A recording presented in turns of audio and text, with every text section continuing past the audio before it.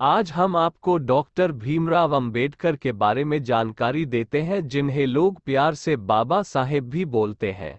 इस वीडियो में उनका संघर्ष, उनके धार्मिक विचार, शिक्षा के प्रति विचार, दलित प्रेम और उनका समाज को योगदान के बारे में जानेंगे। कृपया वीडियो को लास्ट तक देखना। जन्म 1891 में मध्य प्रदेश के महू स्थान पर। माता भीमबाई, पिता सूबेदार रामजी मालोजी सकपाल।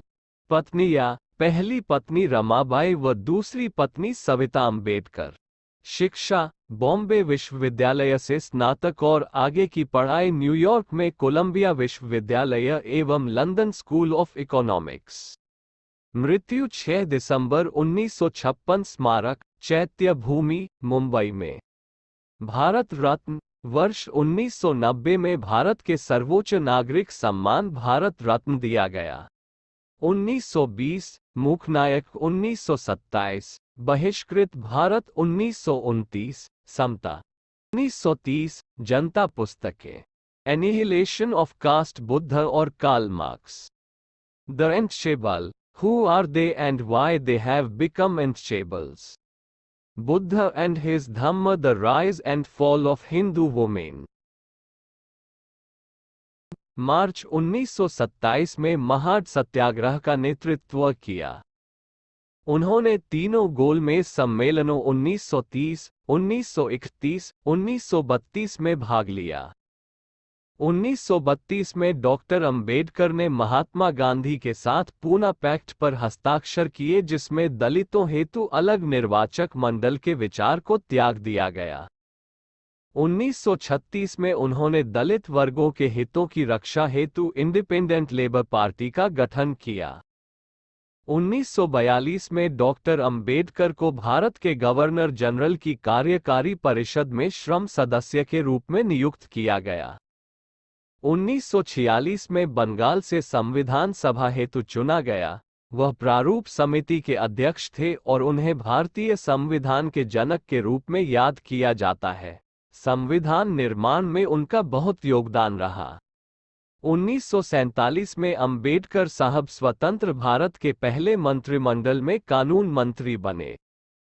हिंदू कोड बिल पर मतभेदों को लेकर उन्होंने वर्ष 1951 में कैबिनेट से इस्तीफा दे दिया। प्रमुख कथन, शिक्षा वो शेरनी है, जिसका दूध जो पिएगा वो दहाड़ेगा। शिक्षित बनो, संगठित रहो, संघर्ष करो।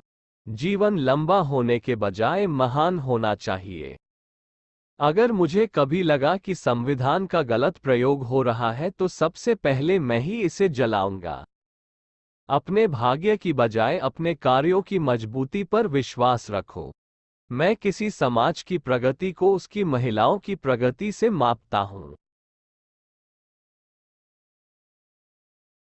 उनके जीवन में सबसे बड़ी बाधा हिंदू समाज द्वारा अपनाई गई जाति व्यवस्था थी, क्योंकि वे जिस परिवार में पैदा हुए थे उसे अछूत माना जाता था। इसलिए उन्होंने जाति व्यवस्था का विरोध किया।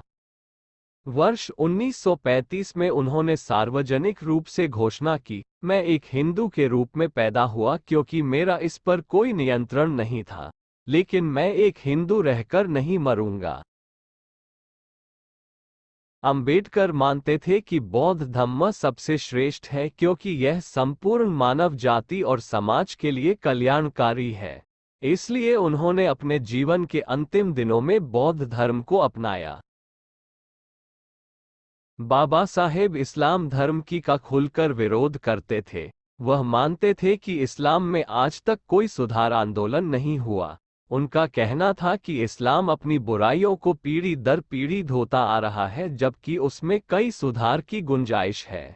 वह कहते थे कि इस्लाम धर्म के अंदर बुराइयों का होना दुख है, लेकिन उससे भी ज्यादा दुख ये है कि इसमें सुधार के लिए कोई संगठित आंदोलन आज तक नहीं हुआ। वह अपने धर्म की बुराइयों में सुधार तो छोड़िए, उस पर बोलने से भी बचते रहते हैं। वह मानते थे कि इस्लाम में भी ऊंची जातियों का बोलबाला है और दलितों की हालत यहाँ भी खराब है। डॉक्टर अंबेडकर के अनुसार ये दावा किया जाता है कि ईसाईयत द्वारा इस दुनिया में गरीबी एवं पीड़ा को महिमामंडित करने और लोगों को भविष्य का सपना दिखाने का कार्य किया जाता है। अंबेडकर कहते हैं कि वो धर्म का विनाश नहीं चाहते हैं। वो लिखते हैं, यद्यपि मैं धर्म के नियमों की निंदा करता हूँ, इसका अर्थ यह न लगाया जाए कि धर्म की आवश्यकता ही नहीं। वो आगे कहते हैं, इसलिए जब मैं यह अनुरोध करता हूँ कि जीवन के ऐसे पुराने नियम समाप्त कर दिए जाएं, तब मैं ये देखने का उत्सुक हूँ कि इसका स्थान धर्म के सिद्धांत ले ले। तभी हम दावा कर सकते हैं कि यही सच्चा धर्म है। वास्तव में मैं इस बात से पूरी तरह सहमत हूं कि धर्म आवश्यक है। इसलिए मैं आपको कहना चाहता हूं कि धर्म में सुधार को मैं एक आवश्यक पहलू मानता हूं।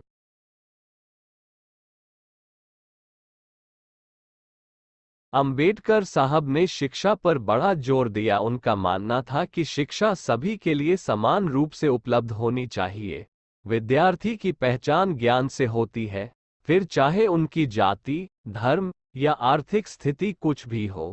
शिक्षा एक ऐसा साधन है जो लोगों को उनके अधिकारों और कर्तव्यों के प्रति जागरूक बनाता है। इसीलिए उनका कहना था कि शिक्षा वो शेरनी है जिसका दूध जो पिएगा वो दहाड़ेगा।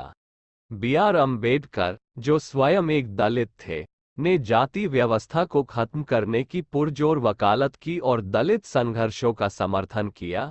अम्बेडकर समानता को लेकर काफी प्रतिबद्ध थे।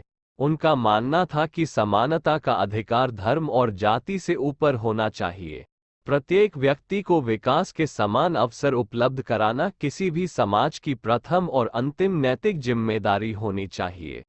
अंबेडकर साहब ने अपना पूरा जीवन दलितों के उत्थान व समाज में उनकी पहचान दिलाने में लगा दिया। इसलिए वो आज भी दलितों के लिए नायक के रूप में पूजनीय हैं और सदैव रहेंगे।